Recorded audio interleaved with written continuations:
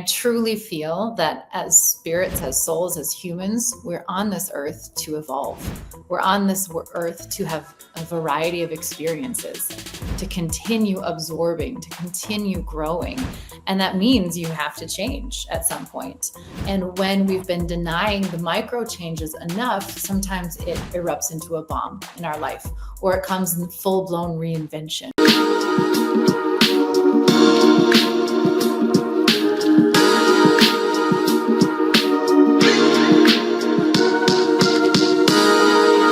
What's going on, everybody? Welcome back to another episode of the Foureva Podcast. It's your boy, it's your host, Jamar Jones, and I got a killer guest with me in the building.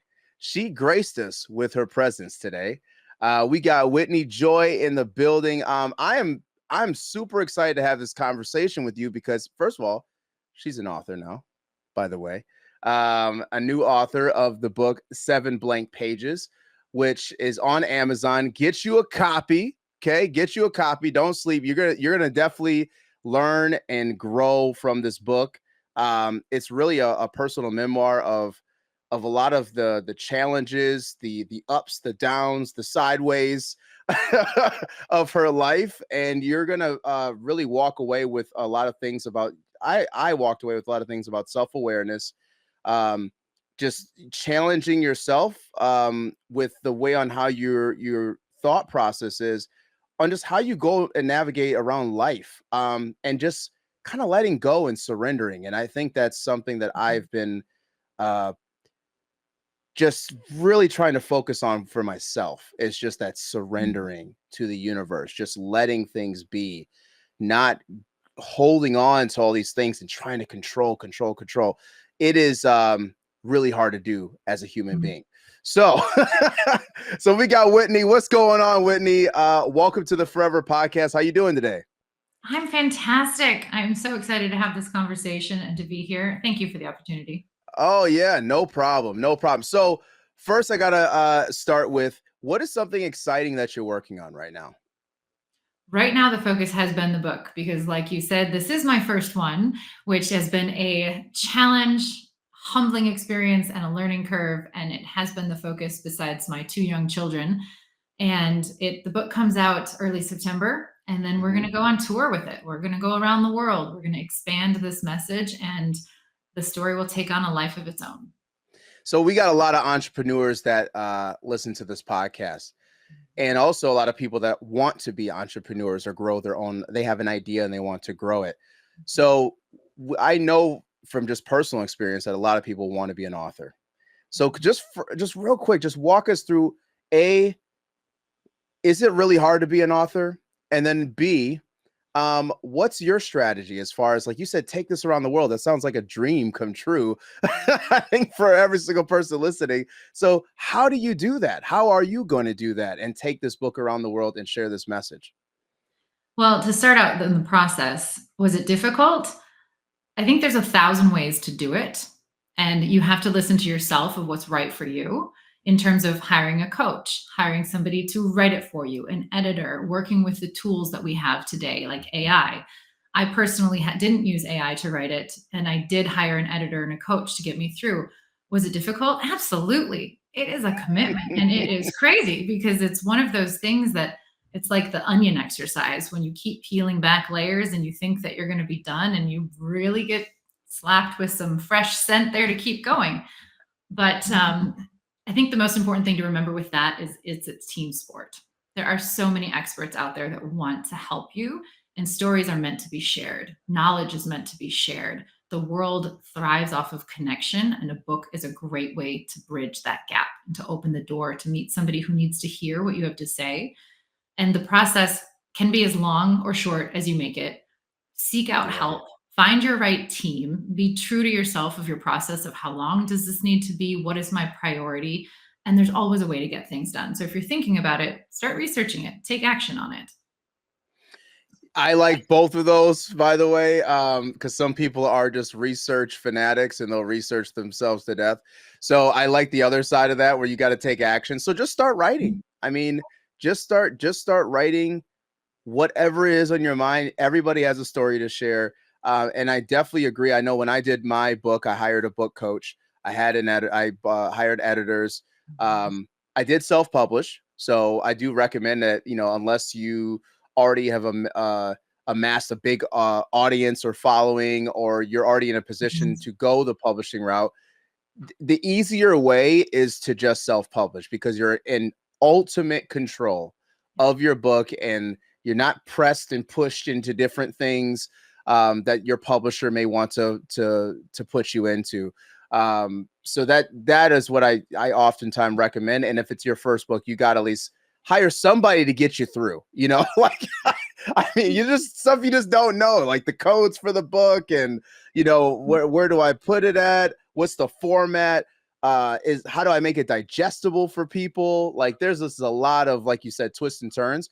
And now, how are you going to put this book out into the world? Like, what's the marketing strategy that you got? Obviously, you're on podcasts like this, which is fantastic. I think I saw you on Kimberly Spencer's podcast, which is absolutely incredible. Love Kimberly. Shout out. And so what's the marketing play? Like, how are you going to get this book out there? I love that you said that. Podcast. I'm definitely doing a podcast roadshow. And in general with the book, I'm following the energy like I did when I lived the story. And I think that does mean tuning into yourself to find out what's authentic in terms of marketing versus just everything somebody else is doing to go viral. And that will connect with the readers that are meant to find it more so than any advertisement on Amazon or Instagram or billboard in Times Square. But what I've been doing is really sitting back and be like, okay, how did I live it? What changed my life? How can this book have the same flow? So for instance, we're doing a big book launch in Austin, Texas. On the first day the book is live, I'm going to hand out and give away 7 books, 7 blank pages, and they have a specific QR code in them. The first reader will go to the QR, their name, list the date, their country, and then write a little bit about it after they're done. Mark up the book, get it messy. And then when they're done, give it away to somebody. You're in an airport, pass it off to the person next to you. You are picking your kids up at school, give it to a different parent in line. And I want to track the journey of the 7 books that started from the first event.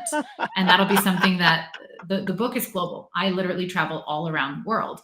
So I would like the books to continue going all around the world. And I'm also going to keep books with me as I fly and hand them out in airports. So I want to live the messages that I write about. And it's unconventional marketing, but it's authentic. And I think that will have a greater power, a greater flow. But honestly, we'll see what happens. This is just a test. So you heard it first, but in a couple of months, we'll be able to track those books and see if they went anywhere and see what people think. That is awesome. Such a unique idea. So it's what that marketing strategy reminds me of is when people it's like it's blown up on TikTok, obviously, like many things, where they write a note and they put a bunch of stuff in a bottle and then they go and leave it somewhere, and then other people have to go and find it, and whoever finds it, they read the note, and a lot of times they pass it on. So like they'll get to take some of the items, they then refill the bottle, and they'll like throw it in the ocean, or they'll like put it in a beach, or put it under a bridge, or I don't know, just some random spot, somebody else, but they post it online. So they look like they say, here it is, but they give no context of location, city, nothing. Just like, it's basically a video of just the surroundings and then putting the bottle there or throwing it in the water or whatever. And then people have to go and find it, but then they repeat it. So it's kind of like an interactive way to take your book and have somebody get the benefits from it, but then be able to pass it on, which is very unique. So that's a cool idea. That's definitely a cool. And so my question is, why is it called 7 blank pages? Well, after I went through full identity crisis, after losing my husband, my house, and my job in a 24-hour pan, I was sitting there crying in my friend's loft. Poor me, playing the victim, not taking accountability, just very confused, very angry. And I picked up my passport and I was flipping through, very grateful for the travel that I had been able to do. However, I got to the end and I was like, there's 7 blank pages. All right, this is what I'm going to do. I'm going to take off and travel until they're full. And then I'll come home. I'll change back to my maiden name. I'll move to New York, fix everything, And that was all that it took for me to book a one-way ticket and disappear by myself. So the book is about the journey that I lived, filling those 7 blank pages. Wow. Okay. So I've read the book. Fantastic book. I have a couple of things that I wrote down as I think our audience would really love to hear from your perspective, from my takeaways from the book. And so you talk a lot about reinvention in this book. I want to know, so why is it important for someone to reinvent themselves? And how do you navigate reinvention? So you had mentioned that first it was like you kind of hit this turmoil of like everything crashing down and you were kind of forced into reinvention. So I want to just kind of understand what inspires, or why should people be constantly reinventing themselves, and how do we navigate reinvention? Well, another word for reinvention is change and embracing Mm, change. And I truly feel that as spirits, as souls, as humans, we're on this earth to evolve. We're on this earth to have a variety of experiences, to continue absorbing, to continue growing. And that means you have to change at some point. And when we've been denying the micro changes enough, sometimes it erupts into a bomb in our life, or it comes in full blown reinvention when you mhm, have a situation like mine, when I was going from homeowner, wife, successful executive in the gemology industry to none of those things. And I was left with, who am I? Because I had been using them to define myself. And I was very mm, disconnected from my authentic compass at that time. I had been denying change that I was needing to evolve. So if I had embraced change, if I had been open to it versus hiding from it, I maybe wouldn't have had that entire bomb. But reinvention, I do feel, is very necessary to embrace this entire human experience, the spherical experience that we're meant to have. And how do we navigate that? Well, part of it is not being afraid, first of all, of change, believing that we're capable of change and understanding that we're meant to change, but also navigating the fact that nothing is permanent. So we mm, think reinvention and you think you go from A to B and you can never go back and visit yourself as A. That's not it either. We never lose that part of ourselves.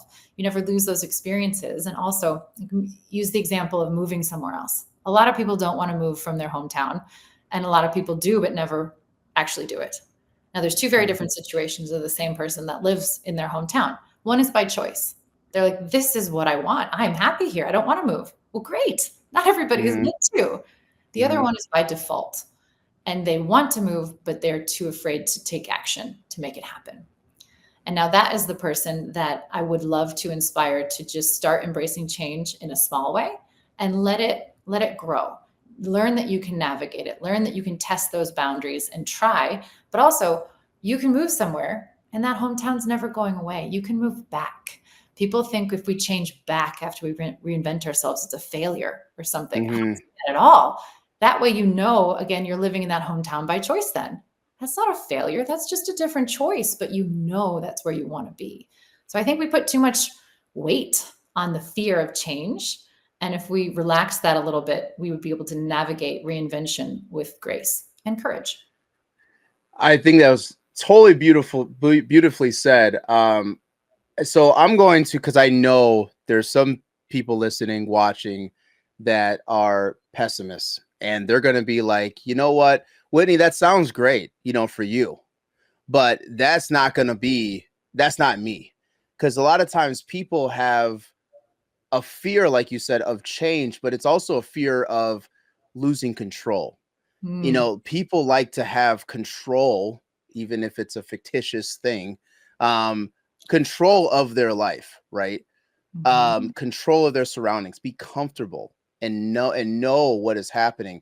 So how does somebody get over that fear of losing control of their life? Because oftentimes people kind of fantasize about reinvention. Mhm. Sometimes they get hit with it because it just happens in their life and they have to reinvent.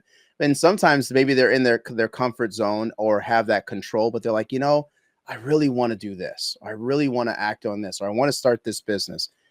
but they just stay in that place because they don't know how to navigate the space of losing control. So Mhm. how does somebody actually get over that fear uh, and step into this where you're like, you just know that nothing is promised, opportunities are abundance, and you just also have to trust your gut, which we're going to get into, the intuition, your gut. But like that takes practice. That takes, like, you just don't wake up with this. So how does somebody get over that fear? One step at a time. And I understand. I was a perfectionist. I was literally a professional planner. So my life was controlled. It was organized. It was very meticulously planned to look like success on all sides. And I was safe in my happy bubble. I get it. I've been there too. And it isn't easy.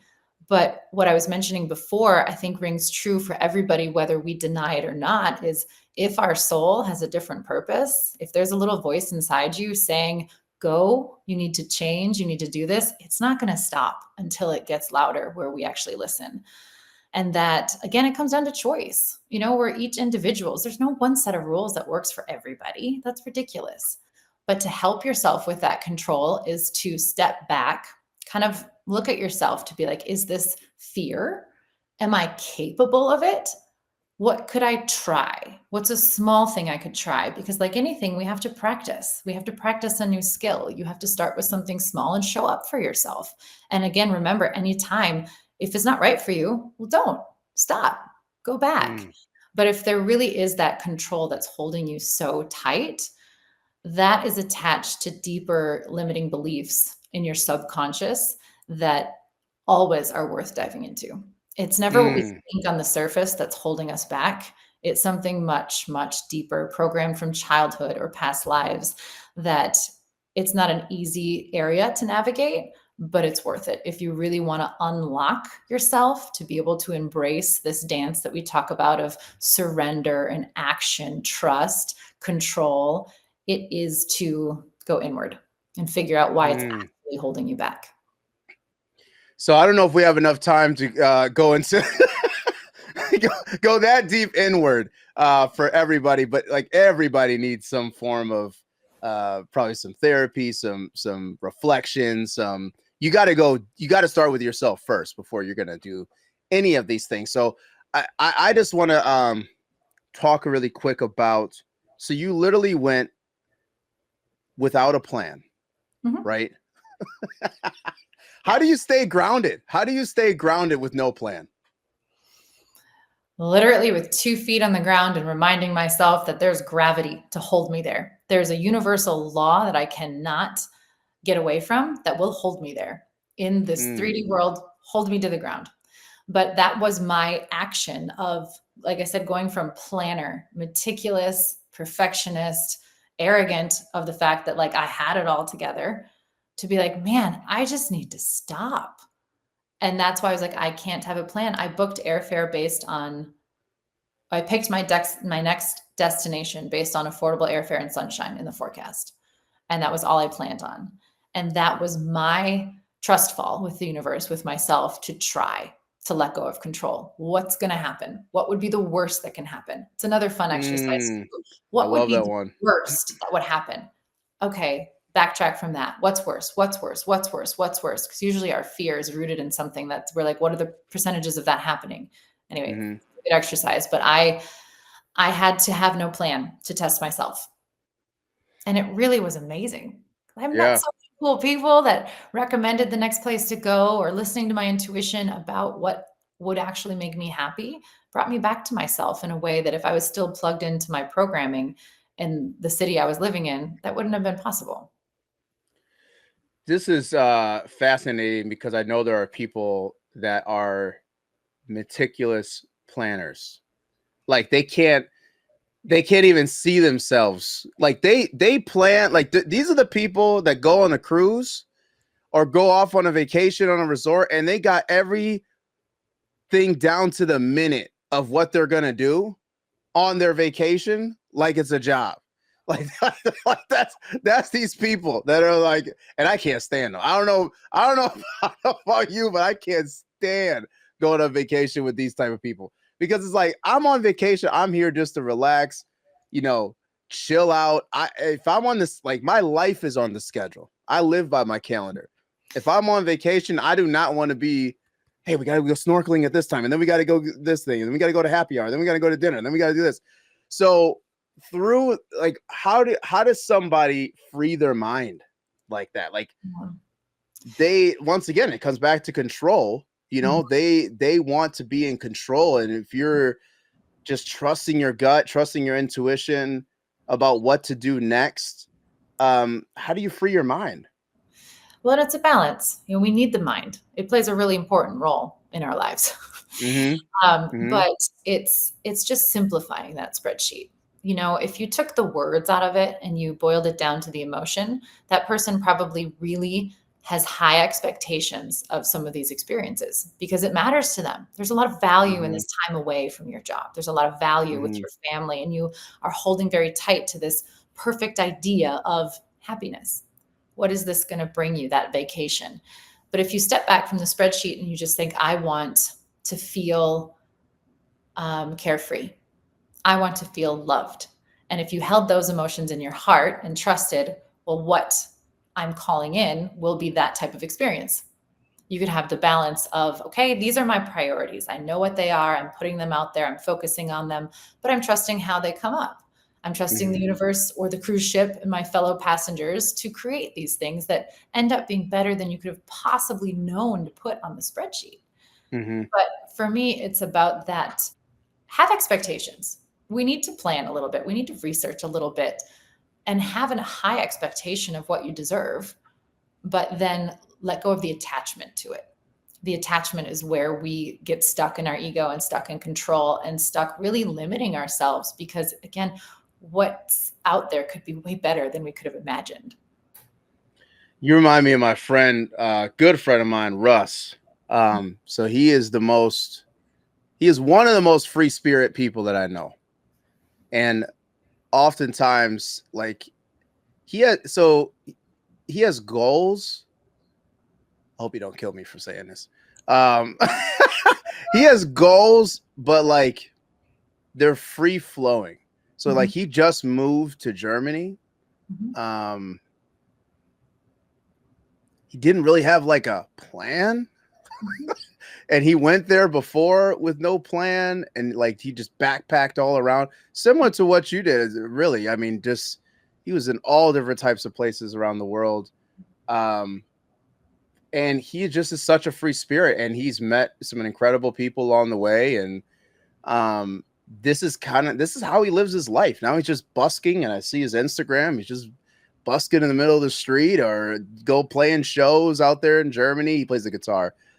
We used to travel together performing. That's how we got connected back in the day.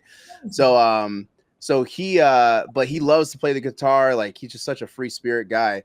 And he just lives his whole life this way. So my question to you is there too much free will of like, hey, I'm just gonna like just trust everything and not have goals and not want to double down on things, versus the where he's just like, hey, whatever comes to me comes to me. Like, I mean, can we have goals? Like, can we double down on what we want? Of course. I mean, I believe in every color in the rainbow and a really big pendulum that continually shifts back and forth. There's a time in your life for surrender and freedom and travel. There's a time for family or rooting or business. There's a time for all of these spherical experiences. And I believe that for everybody, it's different. I mean, traveling off like I did would have been a horrible thing for my mother. She would have lost it. She wouldn't have wanted to go on a journey like that ever. It would not have been in alignment with her purpose. No one route is correct for everybody. But for me, it's definitely shifted quite a bit from very, very career focused in my 20s. Buy a house, get a promotion, build my own company, get all of the titles that I wanted, the status that I wanted. And I'm not saying that in a bad way because I learned a lot from that. I'm very proud of myself for the work that I did. And I appreciate the opportunity and the people that I met along the way doing that as well. it was just right for my journey to go the opposite side of a really big pendulum and surrender it all to be able to experience that again. And then kind of come back to the middle and integrate the two. And I think that's a really big part of this whole conversation is integration of what we learn, integrate it into your family, to yourself. And again, we always evolve. So check in. Is it right for me today? Maybe your friend is tired of that and he wants to change, but he doesn't think so because he's so stuck in that identity of how you see him, how friends see him. But you can change every single day. You can make a choice to be like, oh, I'm done. I'm going to go back to my hometown. I want to be next to my parents or whatever it is. And I mean, now, like I mentioned, I have a 2.5-year-old and a 1-year-old babies at home, toddlers at home. So I have a lot of schedule right now, from naps to books and adventures and stuff. And I'm very grateful to be in that place. I don't feel stifled because it's not me traveling like I was 9 years ago when I lived the journey I wrote about. It's just a change. And that's right for right now. Mm-hmm. That's amazing. Yeah. And now that you said that, he has, this is just a season that he went on, but he lived in Hawaii at some point, but then he decided, he's like, I want to be back home close to family. He actually moved back to Milwaukee for, I think, a few years. He was there for at least like 2-3 years. And then he's like, I'm selling all my stuff. I'm making, basically banking a bunch of money. And then my plan is I'm just going to go backpacking around, the world. And now he's like, I want to live in Germany. I'm like, all right. He did meet a girl though, but love happens anywhere, But hey, it's all right. I mean, she is, they're awesome together. They're absolutely awesome together. So I want to talk, I got a question about the intuition really quick. So how do you incorporate intuition into your decision-making process as an entrepreneur? So there's something like in business, a lot. I now know that I need to trust my gut probably really 99% of the time. I mean, it's really never did me dirty, like it's never did me wrong. The only time it does do me wrong is when I don't listen to it.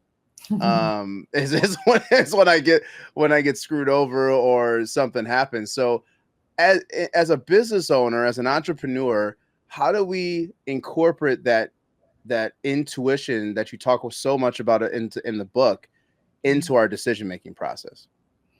I think it's by tuning in to the emotion that you have behind an end result.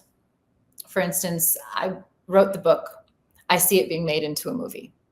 Do I know the person that's going to direct it? Nope. Or write the screenplay? Nope. Or any of that? No. But a lot of opportunities are coming my way to say yes to or no to. And although I have this overarching goal, I'm not seizing them with aggression. I'm not holding tight out of fear. I'm feeling through, is that right? No, maybe not. So you can pass off, but you have faith in the overarching feeling of being on that red carpet and seeing the movie come out and trusting that it'll happen. It's just tuning out the noise and being able to use your discernment of what's really right for you and what isn't. And that definitely takes practice. But like you said, our intuition rarely guides us wrong. And in fact, if you're feeling uncomfortable, it's probably because something's important. It's really wanting you to take notice. But for entrepreneurs, I really think it is important to tune in because nobody knows your business. Nobody knows your goals. And when I say that, it's also your honest goals, not just the ones that you're advertising or you need to put on your spreadsheet, your bankroll. It's your subconscious energy that's driving your intuition, which is really protecting you for your highest good, not the next immediate goal, but the big picture. And that's something that's important to remember too. When we say no to something, it might feel wrong in the moment, but you're like, no, this is part of the bigger picture. My intuition said no, it's for a reason. And that's happened to me so many times with contractors now or speaking opportunities where then something in the universe came up and it was like, oh, wow, I'm so glad my intuition said no. For instance, there was one speaking opportunity and then the catastrophic flooding happened in Texas. And I would have never been able to be there had I tried to say yes that weekend. So it's completely uncorrelated why I shouldn't have gone, but I listened to my intuition. I said no. And then I wasn't in the middle of the mess. Right. So it's crazy how that works.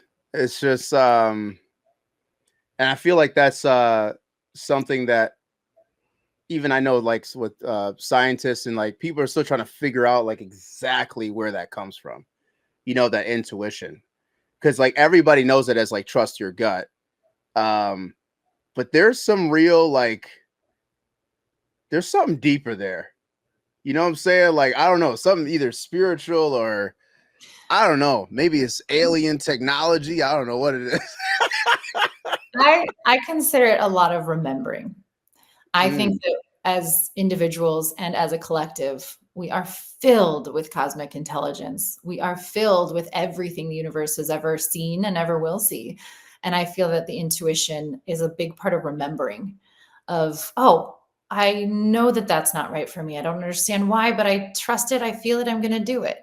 Because I think we're mhm. really, really intelligent. There's so many information systems within our body that we don't understand. And they're really superpowers that we Yeah. need to wake back up, because that is the way that we're all going to find our internal freedoms, get over the control that you talk about, the shoulds, the should nots, and the judgments, and just Mhm. be a little bit more free. And so that's actually a perfect segue into I am always trying to get people. I'm a big advocate of people putting out content online. Um, Oftentimes people are like, A, I don't feel like I have a story to share. And then B, they're like, well, I'm scared of rejection, judgment, fear of what people are going to say.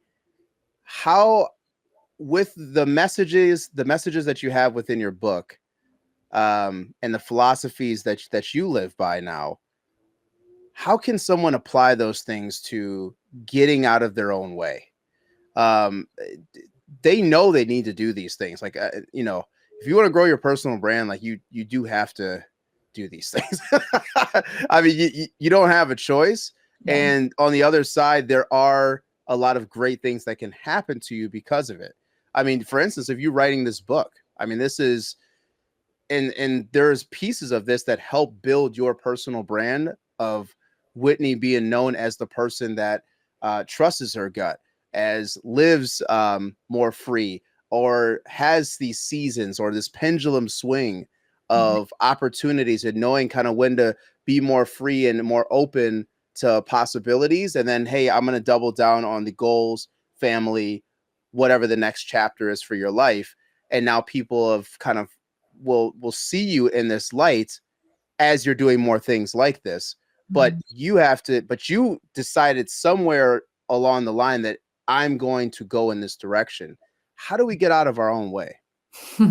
It's a practice. And I mean, I still deal with it right now. Major freakouts around imposter syndrome as this book is coming out. Like, why does anybody care about my story? Who am I to write it? Did I do it well enough? I share a lot of intimate details in my book too. So, am I going to get judged for that? My parents are going to read this. My husband's going to read this. All of those things come through, and they're very real. They're very raw emotions, and they have a purpose too. They show us that we care. But what has helped me get out of my own way is self-respect. Comes down to Hmm. self-love as well, but I say respect for a reason, because it's allowing me to step into this space and take up space. And I think a lot of people are afraid to just take up their own space, even if it's not perfect. Actually, especially if it's not perfect, because we look in the mirror way too often without actually seeing ourselves. And then we're just too afraid to put out something that isn't the idea that we want. So for me, I really had to start respecting myself in a different way. And what helped me was was grounding with the ideology of, I am not original. People have been going off on hero's journeys since the beginning of time. People are on Instagram, people write books. I'm not original, but I don't need to be. What I'm doing is authentic. The story came through me. I lived it with no intention of writing it. And then it came through me with the intention to serve, to inspire somebody if they're on the edge, if they're trying to embrace change, to share a story that they could connect to. Because at the end of the day, we learn through story, we learn through connecting. And that gave me enough respect of how I lived it. I had the courage to go out and live it. And now my next practice of evolution was to have the courage to go out and share it. So it's still a process, and I'm learning every day. And I'm not going to say it's easy, but it does get better if you look in the mirror with respect. I love the word practice, because people often look at others and say, "Oh, they have it all together." Like, "Oh, this is easy for them," or "This is they're the anomaly. They're the special case that they can do those things, but I can't." And you're saying, "I'm not perfect at this. I'm practicing, like, actively and just doing it." Even with this podcast, it's like, "Hey, I'm putting myself out there. I may ask or answer some tough questions. I may, have to think a little deeper on subjects or pieces that I talked about in my book." And you're actively practicing it, which is amazing. It's just such a great way to put it. Like, when I'm on stage or doing things like this, people are like, "Hey, you're just a natural at this stuff." I mean, is there an element that I think that I have certain gifts? Sure. But there's definitely areas where I have literally practiced this, and I'm still practicing. I'm still sharp. Like the blade gets dull after use, and you got to sharpen it. And that's where that the constant practice comes with it. So I love that analogy. And then I always talk about self-love that you need to have for yourself. And that will help you with your decision making and how you're navigating through life. And so the self-respect is definitely in alignment there. How does one, so everybody knows I'm the change your circle, change your life guy.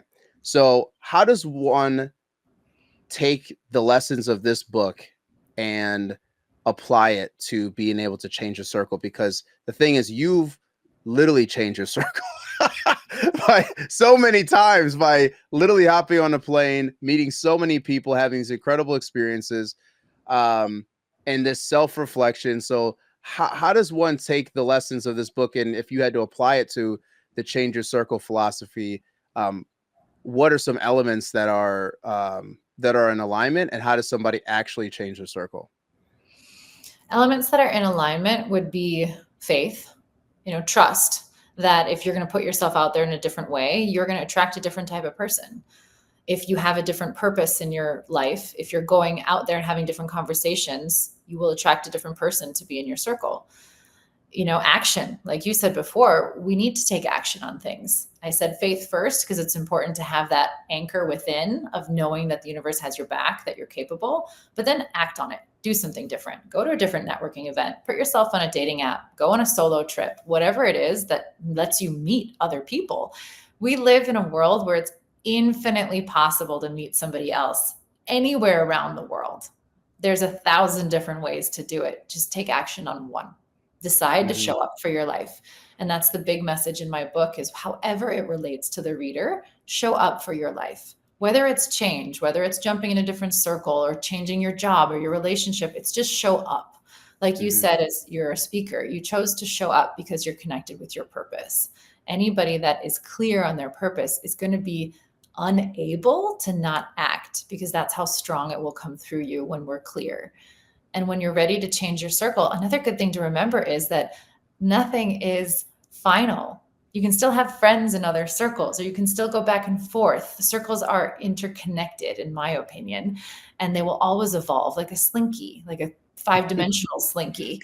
We really want to go there. It's good. It's going to move, but it is powerful to have different conversations, get inspired in a different way, and teach somebody else. We forget that too, that when we're especially on a quest of learning, that we're always a teacher at the same time. And there's always somebody that wants to hear from you. That's 2 steps behind you, 10 steps behind you, or in front. And then like a circle, we need everybody to keep it going around.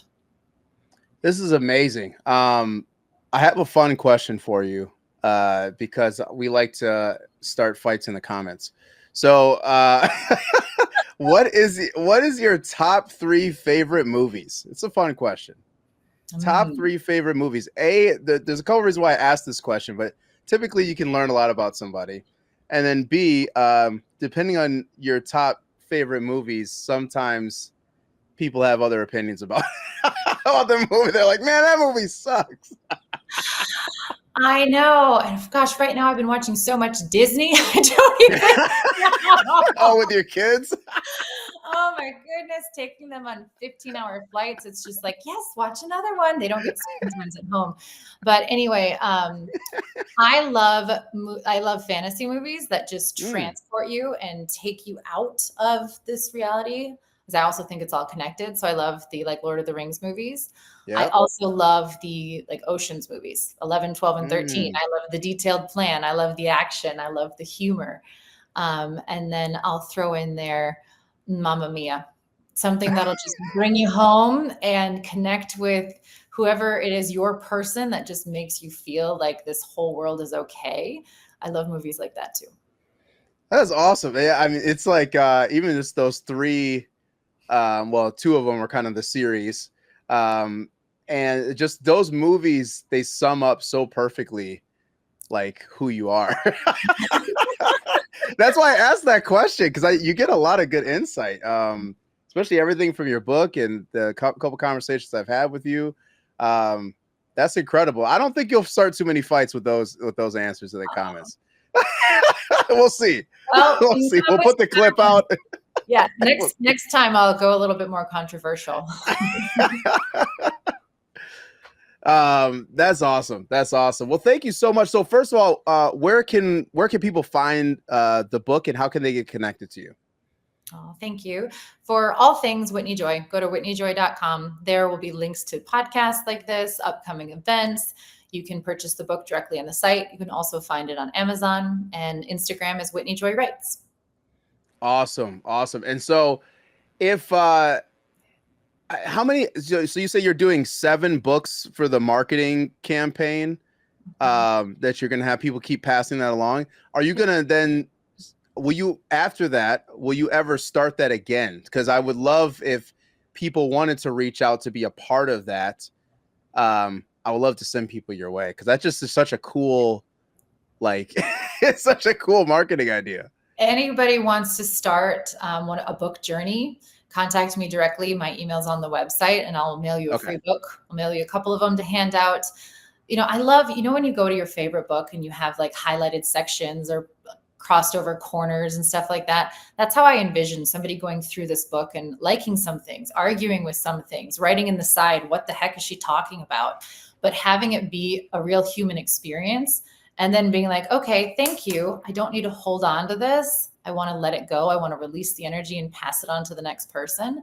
That's what I envision with this. So I welcome all types of readers and anybody that's interested in diving in and passing it along, especially in airports, because the book, again, was lived all around the world. I see these books going all around the world. You should just take like a bunch of books and just go into an airport and just put them around in the concourse areas. Well, like, I know. Take them, like, all right. I have a couple of trips coming up. We're going to Bali with the whole family, and I'm going to do a book event there with my mentor, who's one of just the most incredible people in the world, Matt Riemann, and we'll be taking books with there, handing them out along the way. I'll have my 2.5-year-old take it in the airport and go give it to somebody. We'll just surprise. I also love that too, when a stranger comes up to you with a gift. And I guess there is a little bit of an ask with this, but if somebody doesn't want to do it, that's okay. But it's a small ask, though. I mean, it's like the smallest thing, and you're paying it forward. So it's not like it's all about you. You're just saying, hey, just pay it forward. That's all I ask. Like, here it is. Mess it up, whatever you want to do, but then like pay it forward.